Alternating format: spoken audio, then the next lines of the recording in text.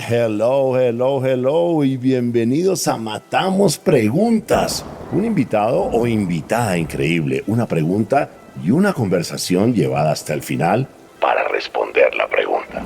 Sin decir más, aquí tienes tu host, el gringo loco, Robbie J. Fry.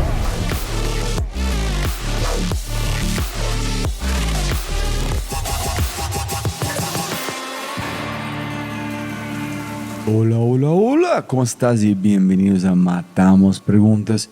Mi invitado es Camilo Angarita Barrientos, presidente en Organización Brinks de Colombia. Y la pregunta que matamos es: ¿cómo pasar de la motivación a la innovación con tu equipo? Pero antes de arrancar, ayúdame a multiplicar el impacto de Matamos Preguntas regalando una reseña en Spotify o en tu player favorito.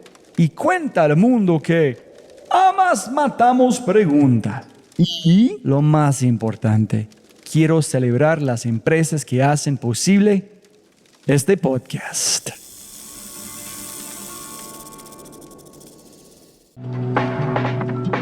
Voy a decirte una palabra y quiero que pienses en las primeras palabras que te vienen a la mente al escucharla. Y la palabra es abogados. Estoy dispuesto a apostar que las palabras que imaginas no son tan positivas. Sin embargo, son súper importantes y especialmente si tienes una startup. ¿Por qué? Escuche bien. El 28% de todas las startups fracasan debido a algo legal. Esto también me sorprendió. Por eso tuve que saber más cuando escuché acerca de Philo.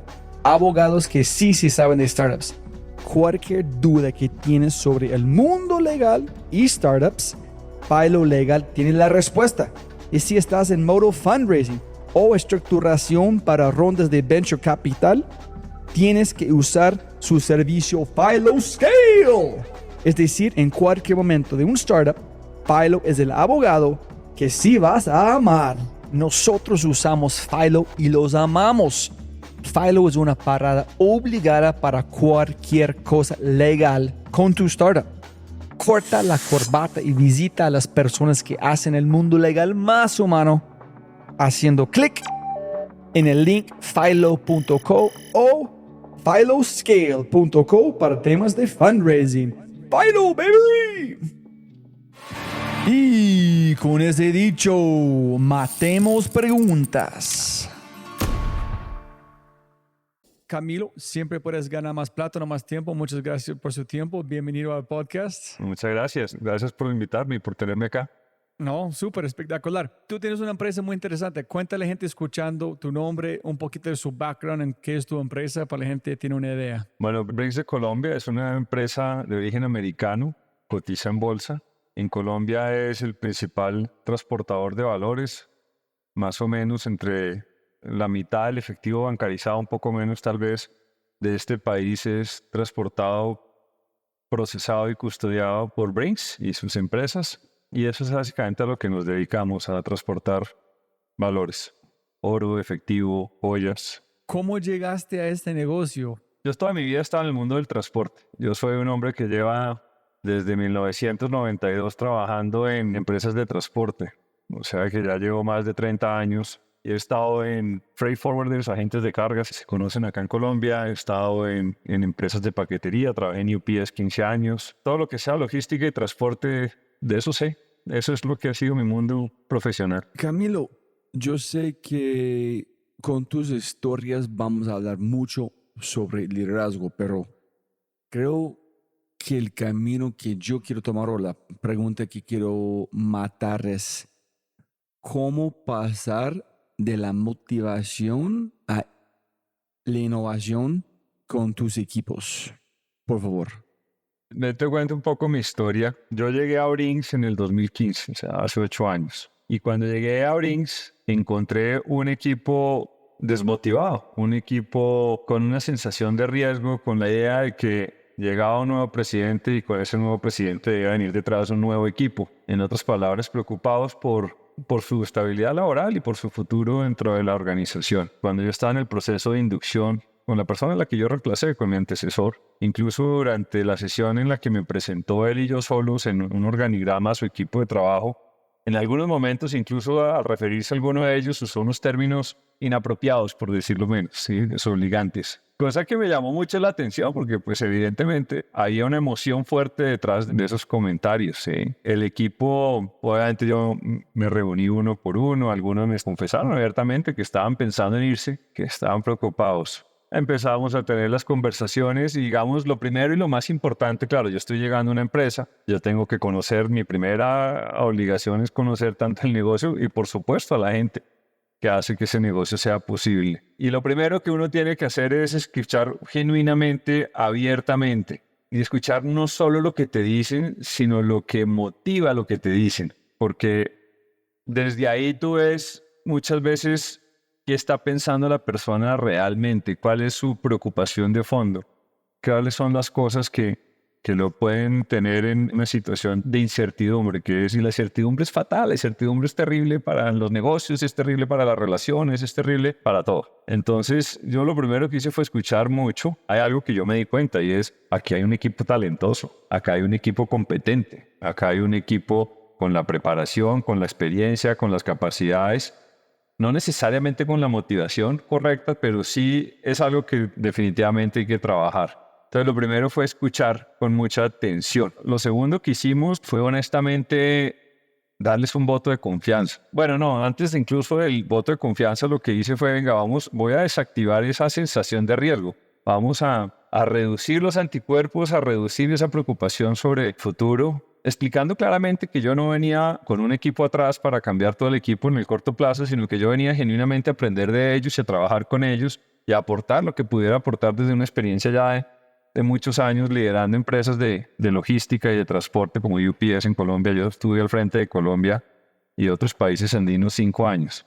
Entonces, con esa experiencia y con lo que ellos sabían, estaba seguro que podíamos trabajar en conjunto y construir un mejor futuro. Entonces, realmente lo que hice fue desactivar también, una vez escuchándolos y entendiendo que había una preocupación, desactivar esa preocupación desde la intencionalidad con la que yo llegaba a la organización. Yo llegaba a la organización con el ánimo de aprender y aportar, no de borrar y de borrón y cuenta nueva. Lo cual era así un poquito arrogante y petulante porque, pues, el que está llegando nuevo soy yo, el que tiene que aprender algunas cosas muy relevantes y muy rápido era yo. Pero una pregunta ya antes, Camilo, hay dos cosas. Uno es que escuchaste cosas que ellos no dijeron. Ellos están hablando una cosa y tú estás viendo entre las líneas que ellos están diciendo otra cosa. Entonces tú estás tratando de ver qué es latente que están diciendo. ¿Y qué escuchaste? ¿Qué dijeron? ¿En qué no dijeron? En el fondo ellos estaban buscando certidumbre. Podrían estar diciéndome, no, pues yo he pensado considerado irme a otras organizaciones, yo pues creo que tengo unas competencias, yo tengo una experiencia, seguramente podría lograrlo, pero en el fondo yo sabía que lo que estaban diciendo es yo quiero quedarme acá, dígame que vamos a seguir trabajando, que podemos probarlo. Entonces eso fue un poco, siguiendo tu ejemplo que me ayuda mucho para transmitir el concepto, lo que quise decir cuando dije eso. Mira que me pasó una muy bonita, muy interesante y esta es rara porque yo llevaba poco tiempo en la empresa. No llevaba 6, 7 meses, tal vez 7 meses. Y yo dije, el gerente de gestión humana va a ser un gerente comercial tremendamente bueno. Y le dije a quien me había contratado, a mi jefe en ese entonces, y le dije, yo quiero hacer este cambio. Y también le dije a la persona de gestión humana, no de la empresa, sino de la región, yo quiero hacer este cambio. Lo cierto es que no era tampoco un descubrimiento tan novedoso porque todo el mundo veía de alguna manera en esta persona ciertas competencias. Y hablé con él, se quedó como pálido, pues no se esperaba nunca que llegara un presidente a decirle que si quería tomar el rol de cabeza comercial de la organización. Y lo invité, lo tuvo que prestar y masticar un poco, hablar con su señora, pero tú no te imaginas el gerente comercial que tenemos hoy. Es un crack, es una persona que tiene unas competencias increíbles y que desde ese entonces él lo dice como que yo renací, como que yo no me había dado cuenta que yo no estaba en donde yo debía estar.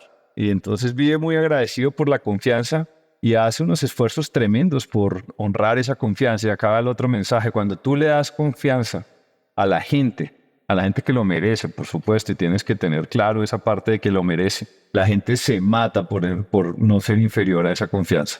La gente va y se llena de pasión y se llena de energía y se llena de motivación para darte la razón cuando les diste la confianza y les dijiste, tú puedes, tú tienes las competencias, tú eres capaz. Y eso fue una historia muy bonita y además lo reemplacé con una subalterna que a todas luces era mejor gerente de gestión humana que él. Y no porque él fuera malo para hacer, pero sí porque esta persona era mucho mejor preparado y está conmigo todavía los dos, uno como gerente comercial y la otra como gerente de gestión humana. Entonces fue un tema de confianza. Y mira, dos preguntas allá. Uno es, ¿cómo sabes como líder que alguien que es exitoso o exitoso en un sentido pueden ser 10x más exitoso, pero en otra posición completamente diferente que ellos nunca han visto? ¿Cuántas personas crees que están haciendo algo que no deben hacer y están esperando un camino, identificar su potencial para ubicarse en el lugar correcto para brillar? Uy, esa es una pregunta difícil, pero es una suma de experiencia. Sí, yo llevo liderando gente a nivel de cabeza de país más de 20 años, de intuición y de tener claro algo que es muy importante para nosotros los líderes, Robbie, y es cuáles son las competencias que necesitas y cuáles son las competencias que tiene la gente que trabaja contigo. Y lo que tienes que buscar hacer es esas competencias que la gente tiene, ponerlas en el lugar correcto, porque tú tienes claro cuáles necesitas. Entonces, ese match, eso fue lo que yo hice. Yo encontré a este hombre con unas competencias que lo hacían un buen gerente de gestión humana, ni más faltaba.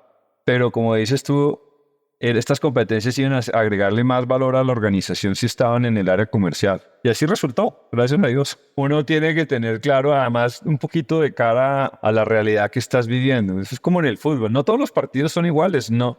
Y tú tienes una cantidad de jugadores y tienes que, dependiendo de las características del rival, del partido, del momento, seguramente alinear a uno o alinear a otros. Entonces esto es dinámico. Pero para ese momento del partido este hombre tenía esas competencias y su alterna, que hoy es su colega, tenía las que se necesitaban para esa gestión humana. Entonces eso fue interesante. Esa es una anécdota dentro de esta historia alrededor del tema de motivar, de inspirar, de generar equipos que trabajen en conjunto. Ahí hay otro tema muy importante, el trabajo en equipo. No, es que tú dijiste la parte de encontrarse el equipo desmotivado y empezaste a hablar con ellos uno a uno. ¿Cómo empezaste a generar la motivación? Más de la confianza que hey, vamos a trabajar juntos. ¿Cómo empezaste a motivar de verdad de funcionar a un alto nivel? 1, los escuché. 2, les quité el miedo. 3, les di la confianza. 4, los invité a trabajar en equipo. Y 5, les ofrecí la idea de que teníamos que hacer historia. Ese era el término que yo usaba. Nosotros estamos aquí para hacer historia, a propósito. Nosotros estamos en un entorno difícil y acá hay más de 2.500 familias que dependen de buena parte de las decisiones. Nosotros vamos a hacer que esas 2.500 familias tengan futuro, vamos a hacer que este negocio tenga futuro. Yo les vendí un propósito, una causa, una visión de lo que nosotros teníamos que hacer para asegurar, porque yo entré en un momento difícil, la empresa acababa de perder un negocio grandísimo y por primera vez en la historia, el primer mes que yo estuve perdió dinero por cuenta de un tema estructural y no de un robo o cualquier otra cosa de esas naturalezas. Entonces había un sentido de urgencia y el sentido de urgencia va más allá de ganar un buen bono. El sentido de urgencia es, vamos a hacer historia. Vamos a levantar esta empresa, vamos a proteger el empleo, vamos a dejar a esta empresa en el siguiente nivel, que cuando miremos para atrás se nos dibuje una sonrisa de oreja a oreja diciendo, sudando, eso sí, sucios, cansados si se quiere, pero contentos de todo lo que logramos. Eso fue, digamos, mi invitación y fue muy bien acogida por todos. Y antes, Camilo, ellos solamente están moviendo plata. Ese es como tal cual. No vieron el impacto ni por qué hacemos, Solamente estoy manejando camioneta, estoy moviendo plata y no más. No, ellos evidentemente estaban en una dinámica de simplemente una inercia, vamos a llamarlo así, una inercia de hacer lo que pensaban que tenían que hacer. Me preguntaban, bueno, ¿y cuál es la estrategia? ¿Cuál va a ser la estrategia? Ahí viene otro tema de motivación. Le dije, pues construyámosla, porque yo vengo nuevo, yo que somos todos los que la vamos a construir, que eso también hace parte de comprometer a la gente, porque si tú les dices cuál es el camino y no los ayudas o no los permites trabajar el camino, que además sería un error, particularmente llegando nuevo, pues obviamente su compromiso con el camino es un poco diferente a cuando ellos son parte de la construcción y el diseño más bien del camino que hay que seguir. Entonces, ese fue otro elemento importante. Construimos justo la estrategia. Esta es la estrategia de Brinks de Colombia. Esto es lo que nosotros, a lo que le vamos a enfocar nuestro mayor esfuerzo. Pero esa construcción fue conjunta. Me acuerdo mucho que uno de los miembros del equipo dijo, pero es que este no es un equipo suficientemente maduro para trabajar y discutir estos temas. Y pues este equipo sí fue lo suficientemente maduro. Sí lo fue y la construimos. Y esa persona se ríe después de ese comentario que hizo en su momento, que lo hizo genuinamente desde su entendimiento y no desde mala intención, sino desde su lectura de las cosas. Pero incluso que te lo digan abiertamente es bueno porque es un nivel de confianza que están dando, porque se sienten cómodos de hablar lo que están pensando, que es parte importante de la confianza. Y de alguna manera eso te permite entender en dónde estás, hacia dónde los tienes que llevar y qué tienes que hacer al respecto. Empezamos a construirlo juntos. Empezaron, mira, nosotros 7 meses después de haber arrancado, ya este equipo estaba en un nivel de desempeño y la organización había entrado en un bache terrible por cuenta del negocio que se había perdido. Nos tomó 6-7 meses darle la vuelta, que es relativamente poco para el tamaño del hueco que se había creado. Y ahí viene lo otro, cuando se dan los logros, viene el reconocimiento de que es el camino correcto. Viene la satisfacción de haberlo hecho. Y vienen las conclusiones, y viene el aprendizaje, y viene, mira, sí, estamos con este enfoque, estas son lecciones aprendidas. Viene la reflexión alrededor del tema, y en el fondo se enriquece el proceso y se enriquece el equipo. Brutal. Yo siempre he pensado en conversaciones difíciles, pero como un socio, un compañero, un coequipero, pero nunca he pensado cómo manejar una conversación difícil con un cliente. ¿Cuáles son las reglas de cómo manejas una conversación difícil con un cliente? Mira, lo primero siempre es dejar las emociones de lado. Es decir, este es un tema, y tú sabes, ya de saber muy bien, acá los latinos tenemos un componente emocional alto. Si vas a tener una conversación difícil con un cliente es porque tienes una argumentación muy sólida. Nadie quiere tener conversaciones difíciles con los clientes, pero si te toca tenerla pues tienes que estar muy bien preparado. Tienes que tener una argumentación muy sólida. Tienes que tener una historia muy clara. Tienes que saber por qué. Y tienes que tener la capacidad de comunicación, que es una de las virtudes que también tiene este hombre, para transmitirla de la manera correcta, de manera que el mensaje, sin emocionalidad y con mucho respeto, llegue oportunamente y llegue a su receptor de la manera que necesitas que llegue. ¿Sí? Todo eso suena teórico, pero al final del día así es. Y obviamente a partir de ahí ya es abrir la conversación y manejar la conversación desde el respeto y la racionalidad. Entonces, pues esos son, digamos, momentos en los cuales necesitas unas competencias particulares que no todo el mundo tiene. Es fácil vender y decir sí, pero no resulta tan útil y tan buena al final del día. Y la última, ¿cómo ustedes tuvieron que tomar decisiones contraintuitivas en un punto u otro que tú dijiste? Eso fue muy interesante, ven, te cuento esa historia. Nosotros teníamos un grupo de, vamos a llamarlo para el entendimiento común, de investigación y desarrollo, gente que está creando nuevos productos y lanzándolos al mercado. Y este grupo diseñó una solución. Y en esta solución consistía en decirle a nuestros clientes, yo sé cómo ahorrarle dinero a usted. Entonces hasta ahí va fantástico porque es una propuesta de valor. Lo que es menos fantástico es que se lo va a ahorrar dejando de comprarme a mí. Yo sé cómo usted en realidad tiene que usar menos de mis servicios y ahorrarse un dinero. Eso es contraintuitivo porque tú estás aquí intentando crecer rentablemente. Eso se hace a través de vender tu producto de manera rentable. Entonces es una decisión difícil porque tú sabes que tienes un producto valioso, nuevo, recién salido del horno. Sabes que va a tener una buena acogida porque todo el mundo está buscando optimizaciones, eficiencias, control y reducción de costos.